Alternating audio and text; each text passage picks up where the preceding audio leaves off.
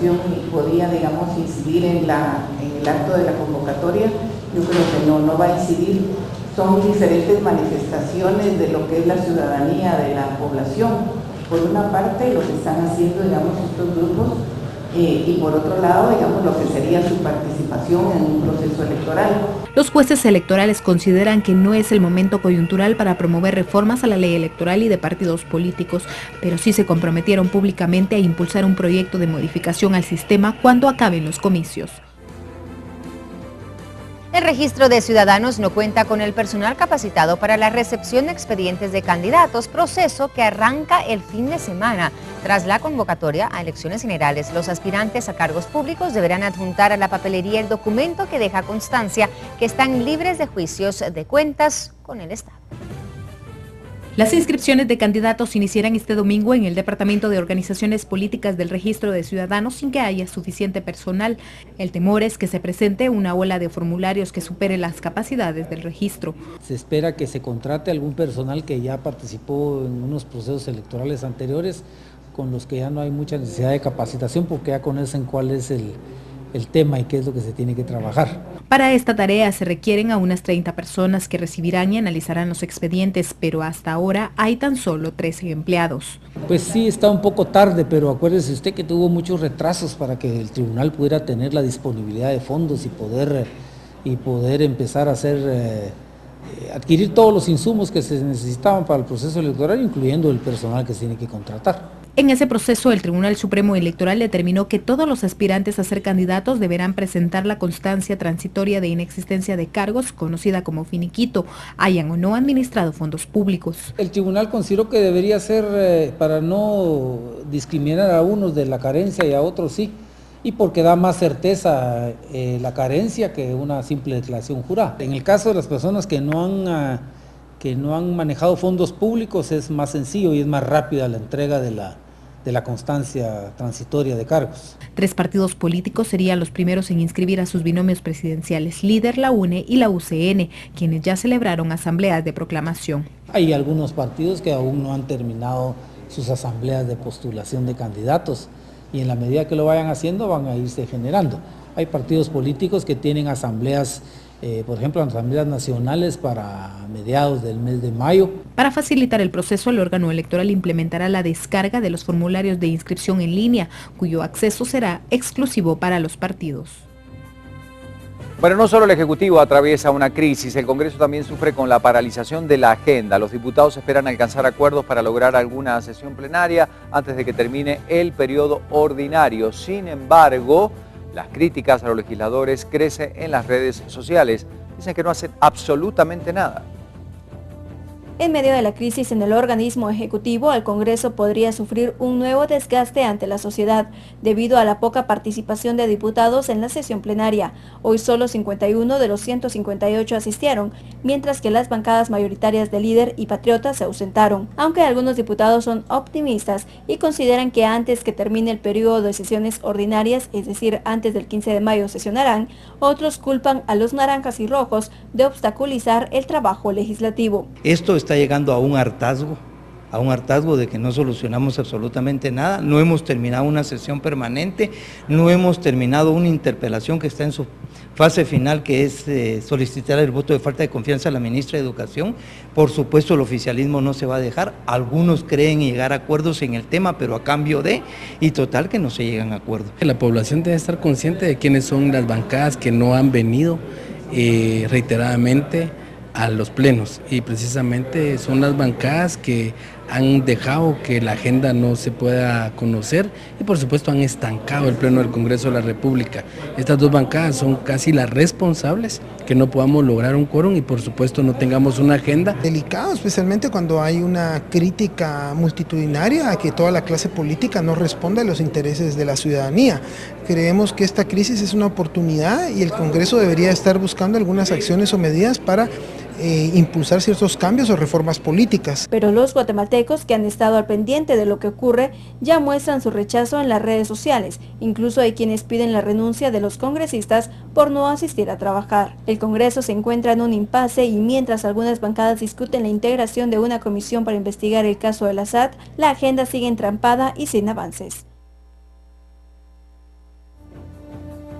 Bueno, en este clima electoral es importante saber cuál es el pensamiento y cuáles son las expectativas que tienen todos los guatemaltecos en materia de elecciones, en materia política, en materia social. Por eso ya se vienen las encuestas de Prensa Libre. Exactamente, las tiene que esperar en los próximos días. A partir de la otra semana, el lunes, empiezan entonces a darse a conocer todas esas voces de los guatemaltecos. Así es, así que no se lo pierda.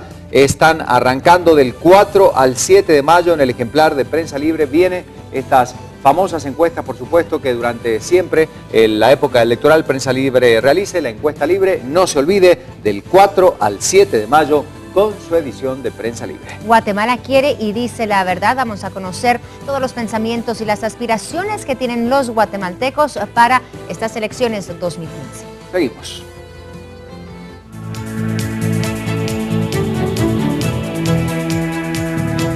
Seguimos con el recorrido departamental y ahora nos vamos a repartir y a recorrer este Quetzalteco, este matutino importante en donde encontramos noticias interesantes. Consejo Municipal atrasa respuesta, jueza pide demolición, sigue la construcción ilegal de locales en la terminal, es lo que encontramos en el titular. Pasajera graba el registro de ocupantes de camioneta de salida de Xela hacia Salcajá y buscan las armas y autos robados que realizan y los localizan las posibles piezas de automotores hurtados en allanamientos en La Esperanza. Vemos noticias de los deportes, golean y son firmes líderes. Barcelona se impone 6-0 ante el Getafe en el Camp Nou. Allí vemos otras noticias importantes.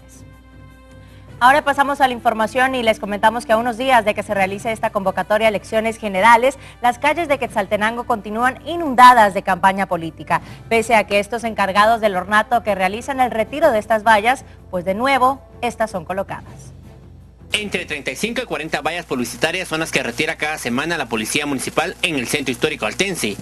Mucha de ella por no contar con un permiso municipal. Sino constantemente se han estado realizando una serie de decomisos de varias organizaciones políticas con el retiro de la propaganda.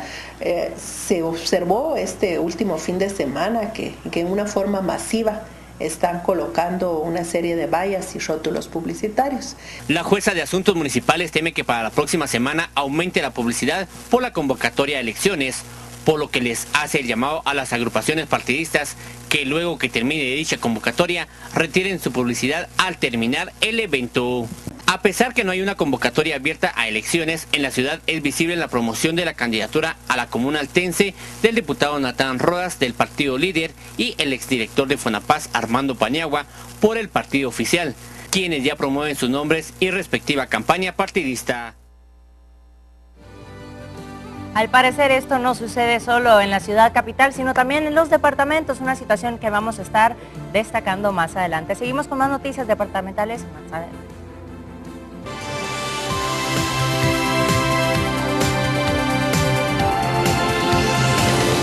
Vamos con más información a esta hora y bueno, tenemos varios temas que analizar. Lo que dicen los diarios internacionales a continuación.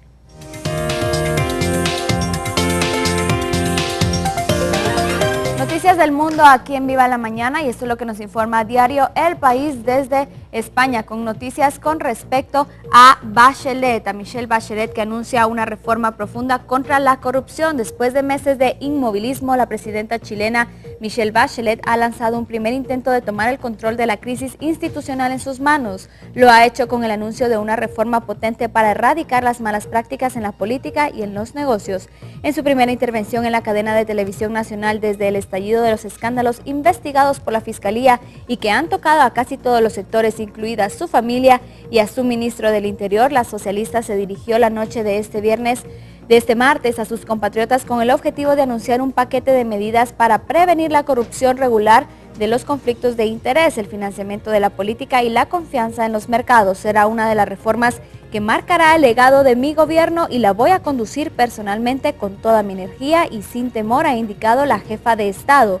Junto con detallar sus propuestas, la socialista ha aprovechado su intervención para anunciar que adelanta el debate sobre una nueva carta fundamental, una medida reclamada por sectores de su conglomerado de centroizquierda Nueva Mayoría. En septiembre, mes de Chile, daremos inicio al proceso constituyente abierto a la ciudadanía a través de diálogos, debates, consultas y cabildos, ha señalado la mandataria, que tenía contemplado este capítulo para la última parte de su mandato, que culmina en el año 2018.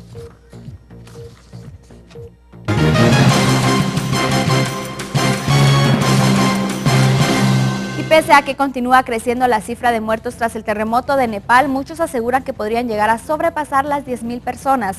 En medio de la tragedia se siguen conociendo diversos testimonios de sobrevivientes, uno de ellos el fotógrafo de la agencia francesa de prensa, Roberto Schmidt, que fue sorprendido por la avalancha mientras realizaba fotoreportajes. Veamos.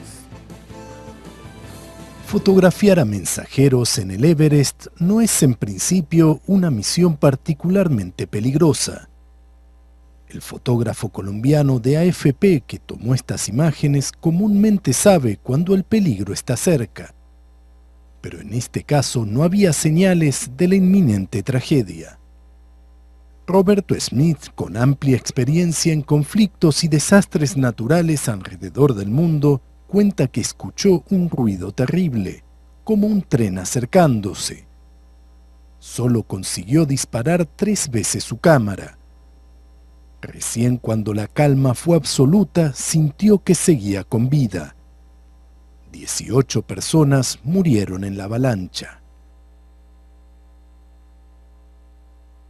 La historia cambió en segundos y Smith comenzó a fotografiar la mayor catástrofe que sufrió Nepal en los últimos 80 años. Al menos 5.000 personas perdieron la vida, muchos más resultaron heridos. Los helicópteros llegaron para rescatar primero a los heridos de gravedad. Finalmente el fotógrafo también logró abandonar la montaña. Efectivamente, hablando de este tema, siguen surgiendo imágenes que fueron captadas por teléfonos móviles del preciso momento del golpe del terremoto de 7.8 grados que azotó la región de Nepal en Katmandú y la región autónoma del Tíbet. El gobierno chino ha evacuado a unas 24.800 personas de las zonas de esa región que fueron afectadas por el sismo que dejó en el Tíbet al menos 20 muertos y 58 heridos. Los evacuados salieron de Chiksaye, uno de los lugares más afectados por el terremoto. La mayoría de estructuras se desplomaron y más de 25.000 se quedaron sin vivienda. Las avalanchas y los corrimientos de tierra están dificultando las tareas a los equipos de rescate que no han podido aún acceder a las áreas donde son más necesarios. Y en Rusia, Lyudmila Shabuk explica cómo ganó dinero trabajando en una de las llamadas fábricas de trolls dedicadas a bombardear la internet con comentarios positivos sobre el Kremlin y el presidente Vladimir Putin, algo que es una práctica que se ha vuelto común en muchos gobiernos del mundo y rechazado también por miles de personas. En estas oficinas, en el norte de San Petersburgo, hay una línea de producción secreta que nunca se detiene. Es conocida como la fábrica de trolls, porque los que aquí trabajan llenan las redes sociales con propaganda del gobierno. Es el momento de cambio de equipos. Los trolls del Kremlin durante el día marchan y justo antes llegan los de la noche. Trabajan hasta las 6 de la mañana escribiendo entradas y comentarios que inundan la internet con ideas. Lyudmila trabajó en el edificio durante 2 meses. Como muchos otros, fue tentada por un buen salario, pero al final dice que renunció asqueada. Por ejemplo, tenía que escribir comentarios positivos sobre el gobierno. Nos daban información y nos decían cómo usarla. Por ejemplo, que la vida es cada vez más bonita y que vivimos mejor. Y si tiene que ver con Estados Unidos, tenemos que hacer lo posible para que el lector concluya que la gente vive mal y que no le va bien. Varios medios han investigado estas llamadas factorías de trolls, incluyendo Novaya Gazeta, uno de los últimos periódicos independientes del país. El rotativo publicó una lista de alias usados por trolls, cientos de nombres que escriben miles de comentarios al día. Los principales héroes de los trolls son Vladimir Putin y Sergei Shoigu. Entre los temas más comunes que encontramos están los comentarios negativos sobre la política de Ucrania y positivos sobre política exterior e interior de Rusia.